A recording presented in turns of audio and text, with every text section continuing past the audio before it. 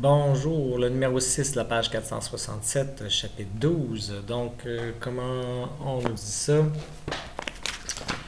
On nous dit, excusez, à la figure, bon, 12.54, une poutre d'épaisseur négligeable de 20 kg, mesure 4 mètres, est retenue par un câble dont la tension de rupture est de 1000 newtons et qui est fixé perpendiculairement à la barre, à la poutre, donc à 3 mètres du pivot qui n'a pas de frottement, donc pas de friction sur le pivot, et déterminer la charge maximale en newton qu'on peut suspendre, puis aussi le module des forces horizontales et verticales sur le pivot.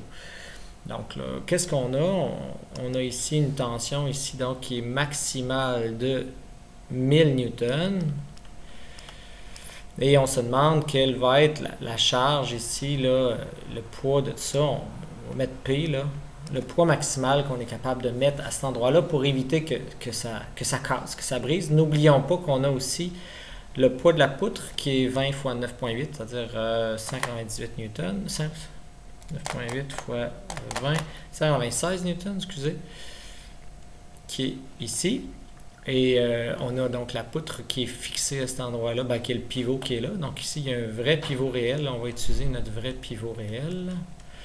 Donc, on place nos axes ici. On va y aller classiquement avec un sens de rotation et notre pivot. Bon, mais maintenant qu'on a placé tout ça, il reste des forces à mettre, puisque c'est un pivot réel. On le voit tout de suite rapidement. Vous voyez que la force ici, la barre, puisqu'elle est suspendue comme ça, là, elle voudrait comme tomber sur le mur, là. Donc le mur doit pousser contre la barre. Donc ici, il va y avoir une force horizontale et il va y avoir aussi une force verticale. Donc on va aller chercher ces deux composantes-là. Vous pourrez mettre RX, RY si vous voulez comme réaction aussi sur le pivot.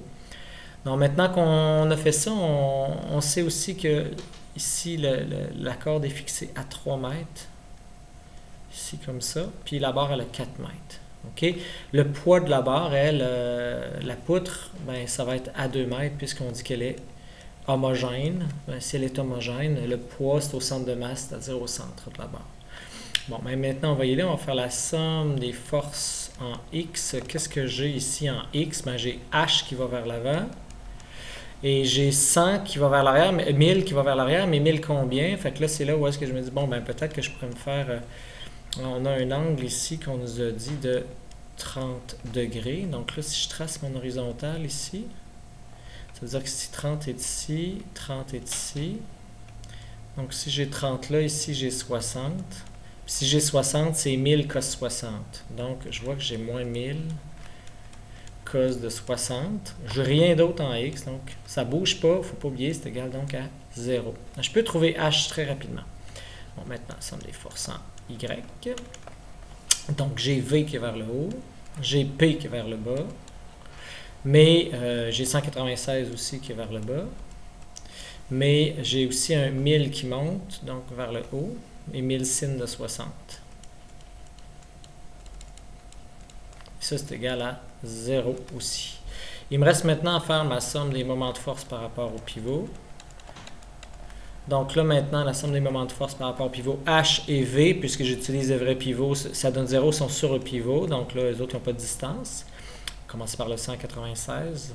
Donc, pour faire cette force-là, personnellement, je vais ici prolonger la ligne de force et aller chercher la distance entre le pivot et la ligne de force, qu'on appelle le bras de levier, de façon orthogonale. Donc, cette distance-là, je vois tout de suite, ça va être 2 cos de 30. Donc, je vais pouvoir faire 196, je vais cliquer dans le sens négatif, donc moins 196, mais qui est à 2 mètres cos de 30. Bon, je peux faire rapidement, donc par association P, qui va être à une distance de 4 cos de 30. On voit que ça va être la même chose. Donc, je fais ma ligne de force, je vais aller chercher la distance qui va à la ligne de force, et ça va être tout 4 mètres, qui est la longueur de ma poutre, cos de 30. Bon, maintenant, ces deux-là sont faits. Il me reste mon 1000 à faire. Je vois que 1000 va être positif parce qu'il va dans l'autre sens. Il est déjà orthogonal, donc c'est 1000 fois 3. Donc, ça va être un peu plus rapide. Donc, 1000 fois 3. Et ça, est-ce qu'il y a d'autres choses? 1, 2, 3 forces, non, il n'y a rien d'autre, donc c'est égal à 0. Bon, je peux isoler et trouver ma charge maximale, donc mon poids. Donc, allons-y. Donc, ça va faire 3000 moins 196 fois 2 fois cos de 30, donc 2600 quelque chose, divisé par 4 cos de 30. Donc 4 cos de 30, on arrive à 768. Donc 768 newtons. Bon, maintenant que j'ai trouvé ça, je peux aller chercher mon H. Donc on peut trouver avec 1000 cos 60. Je vais aller chercher mon V tout de suite pendant que j'ai mon P. Donc j'ai P, donc je vais l'envoyer l'autre bord de l'égal, donc plus 196. Je vais faire plus 196, la valeur que j'avais. Et moins 1000 sin 60.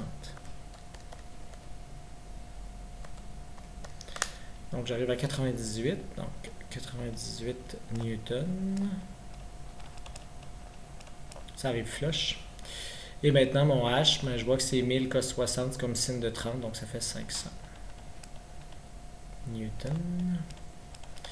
Donc j'ai trouvé mes réactions sur mon pivot et ma charge maximale.